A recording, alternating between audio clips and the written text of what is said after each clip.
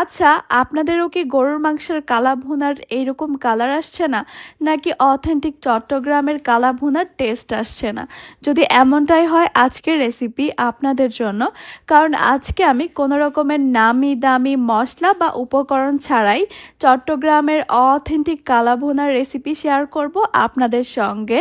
গরুর মাংসের কালা ভুনাটাকে একদমই সফট তুলতুলে তুলার মতো নরম আর সেই সঙ্গে পারফেক্ট একটা কালার আনার জন্য এই রেসিপিতে আমি যত ছোট বড় টিপস ফলো করেছি সেই সমস্ত টিপস সহকারে আজকে আমি এই রেসিপিটি আপনাদের সঙ্গে শেয়ার করার চেষ্টা করেছি, যেন আসছে কোরবানিতে আপনারা একদম অথেন্টিক একটা কালা ভুনার টেস্ট নিতে পারেন। আসসালামু আলাইকুম everyone, welcome to Afsara's mini kitchen. আজকের এই গরুর মাংসের কালা ভুনা করার জন্য আমি এখানে প্রায় 1.5 কেজির মতো গরুর মাংস নিয়েছি। আর এই মাংসগুলোকে আমি একটু বড় করে কেটে নিয়েছি, তবে আপনারা চাইলে ছোট করেও কেটে নিতে পারেন। আর কালা ভুনার সঙ্গে কিন্তু অবশ্যই হাড় ব্যবহার করা হয়, তবে এখানে আমি অনেকগুলো হাড় না নিয়ে একটা বড় নলি নিয়ে নিয়েছি। চাইলে সামান্য চর্বিও নেওয়া যেতে পারে। এবারে মাংসের মধ্যে আমি প্রথমে দিয়ে দিব 2 টেবিল চামচ আদা বাটা, এরপর দিয়ে দিব 2 টেবিল চামচ রসুন বাটা, 1 চা চামচ দিয়ে দিব কালো গোলমরিচের গুঁড়া, ধনিয়া গুঁড়া দিয়ে দিব 1 টেবিল চামচ, জিরা গুঁড়া দিয়ে দিব 1 টেবিল চামচ, গরম মশলা গুঁড়া দিয়ে দিব 1 টেবিল চামচ। আচ্ছা, এই গরম মশলার রেসিপিটা কিন্তু আপনারা আমার চ্যানেলেই পেয়ে যাবেন, চাইলে দেখে নিতে পারেন। হলুদ গুঁড়া দিয়ে দিচ্ছি 1/2 টেবিল চামচ। আর এখানে আমি একটা মশলা ব্যবহার করব যেটার নাম হচ্ছে রাঁধুনি। আমার মনে হয় আমরা কম বেশি সবাই রাঁধুনির সঙ্গে পরিচিত আছি। আমি এখানে রাঁধুনি গুঁড়া নিয়েছি, আপনারা চাইলে আস্ত রাঁধুনিটা কিনে বাসায় গুঁড়া করে নিতে পারেন। আর এই রাঁধুনিটা যে কোনো সুপার শপ বা বড় কোনো মুদি দোকানে খুব ইজিলি আপনারা পেয়ে যাবেন। আর যদি একদমই এই রাঁধুনি গুঁড়াটা না পান তাহলে বাদ দিতে পারেন, টেস্টে খুব একটা যে হেরফের হবে এমনটা কিন্তু না।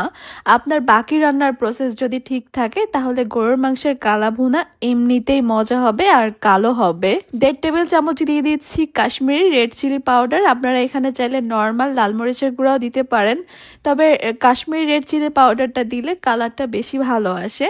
এরপর দিয়ে দিব 1 টেবিল চামচের মতো লবণ বা স্বাদ অনুযায়ী। টক দই দিয়ে দিচ্ছি 2 টেবিল চামচ। আর টক দইটা যদি একদমই হাতের কাছে না থাকে বাদ দিতে পারেন।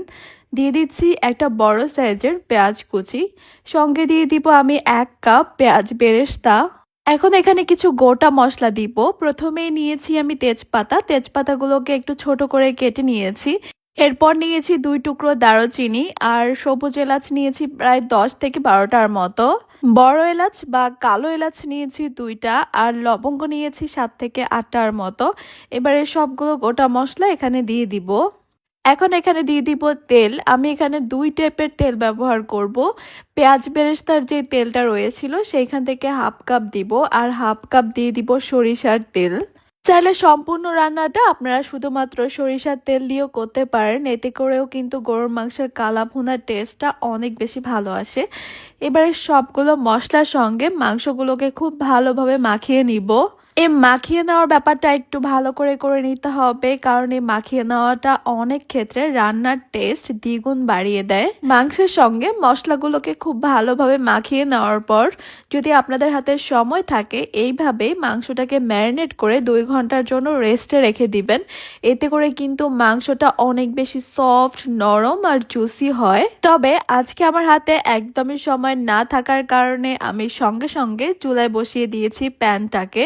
আবার চাইলে আপনারা আগের দিন রাত্রেও কিন্তু মাংসটাকে ম্যারিনেট করে নর্মাল ফ্রিজে রেখে দিতে পারেন, এতে করেও মাংসটা অনেক বেশি জুসি, টেন্ডার, অনেক বেশি সফট হয়। চুলায় বসিয়ে দেওয়ার পর আমি খুব ভালোভাবে একবার নেড়ে চেড়ে দিয়েছি সবকিছুকে।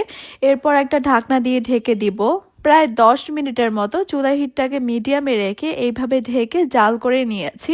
আর এখন দেখতে পাচ্ছেন মাংস থেকে কিন্তু বেশ অনেকটাই পানি উঠেছে। গরুর মাংসের কালা ভুনা রান্নার সময় মূল যে শর্তটা সেটা হচ্ছে এইখানে এক্সট্রা কোনো রকমের কোনো পানি দেওয়া যাবে না।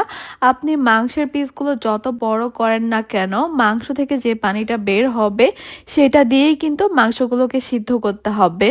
তাই শুরু থেকে শেষ পর্যন্ত চুলার হিটটাকে লো টু মিডিয়ামের মাঝামাঝি রাখতে হবে। আমি প্রায় 1 ঘন্টার মতো মাংসগুলোকে এইভাবেই রান্না করব, তবে একটু পরপর ঢাকনাটা তুলে নেড়ে চেড়ে দিতে হবে যেন প্যানের গায়ে নিচ থেকে কোনোভাবেই লেগে না যায়। এতে করে কিন্তু কালা ভুনার যে অথেন্টিক টেস্টটা সেটা নষ্ট হয়ে যেতে পারে।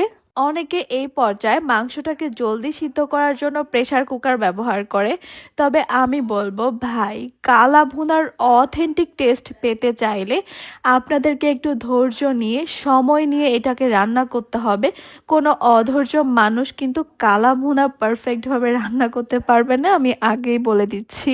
এখন এই মাংসটাকে আমি ততক্ষণ পর্যন্ত রান্না করতে থাকবো যতক্ষণ পর্যন্ত না সম্পূর্ণ পানিটা শুকিয়ে যাবে আর মাংসটা একদম পারফেক্টভাবে সিদ্ধ হয়ে যাবে।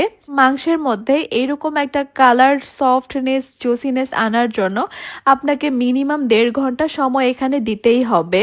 আমার এই গরুর মাংসের কালা ভুনাটা কিন্তু অলমোস্ট ডান। দেখতেই পাচ্ছেন খুবই সুন্দর একটা কালার চলে আসছে আর সমস্ত পানি শুকিয়ে খুব সুন্দর একটা গ্রেভিতে চলে আসছে।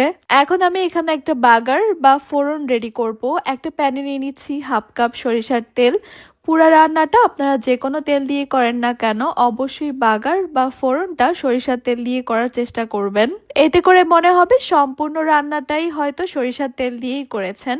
এরপর তেলটা হালকা গরম হয়ে আসলে এখানে দিয়ে দিব একটা বড় সাইজের রসুন কুচি আর সঙ্গে দিয়ে দিচ্ছি 4 থেকে 5টার মতো শুকনা মরিচ। এবার এগুলোকে আমি একটু লালচে করে ভেজে নিব, তবে একদমই ব্রাউন করে ফেলবো না বা পুড়িয়ে ফেলবো না, এতে করে কিন্তু খেতে তিতা লাগবে, টেস্টটাই নষ্ট হয়ে যাবে। একটু লালচে আর খুব সুন্দর একটা ঘ্রাণ ছড়ানোর পর এগুলোকে আমি সরাসরি রান্না করে রাখা মাংসের উপর দিয়ে দিব। এরপর একটু ভালো করে নেড়েচেড়ে মিশিয়ে নিব আর এরপর থেকে আমি আর ঢাকনাটা ব্যবহার করব না, অনবরত নেড়েচেড়ে আরো একটু ডার্ক কালার করে নিব এই কালা ভুনাটাকে। আমি আরো 10 মিনিটের মতো এইভাবে নেড়েচেড়ে জাল করে নিয়েছি আর এখন দেখতে পাচ্ছেন কালা ভুনার যে একটা অথেন্টিক কালার সেটা কিন্তু অলরেডি চলে এসেছে। এবার এখানে নিয়েছি আমি 2টা পেঁয়াজ। পেঁয়াজগুলোকে আমি 4 ভাগ করে কেটে নিয়ে পেঁয়াজের পাপড়িগুলোকে আলাদা করে নিয়েছি। এরপর এগুলো এই কালো ভুনার মধ্যে দিয়ে দিব। সঙ্গে দিয়ে দিচ্ছি আরও একটু গরম মশলা গুঁড়া, আর যদি পেঁয়াজ বেরেস্তা থাকে অবশ্যই পেঁয়াজ বেরেস্তাও দিবেন। এই তো আমার গরুর মাংসের কালা ভুনাটা কিন্তু একদমই রেডি। এবার আমি এগুলোকে চুলা থেকে নামিয়ে গরম গরম পরিবেশন করব।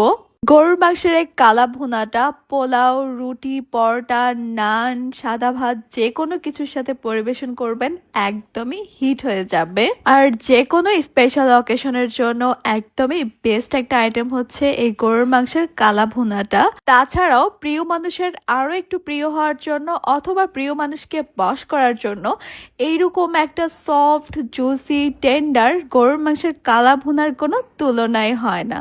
আচ্ছা, আমার কি আর মুখে বলে দেওয়ার কোনো দরকার আছে এই গরুর মাংসের কালা ভুনাটা যে কতটা পারফেক্ট হয়েছে আর কতটা মজা হয়েছে?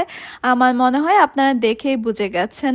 আশা করছি আমার আজকের রেসিপি আপনাদের কাছে খুবই ভালো লেগেছে আর সহজও লেগেছে। তাহলে আজকে এই পর্যন্তই। সবাই অনেক বেশি ভালো থাকবেন, সুস্থ থাকবেন, সবাই সবার জন্য দোয়া করবেন। আল্লাহ হাফেজ।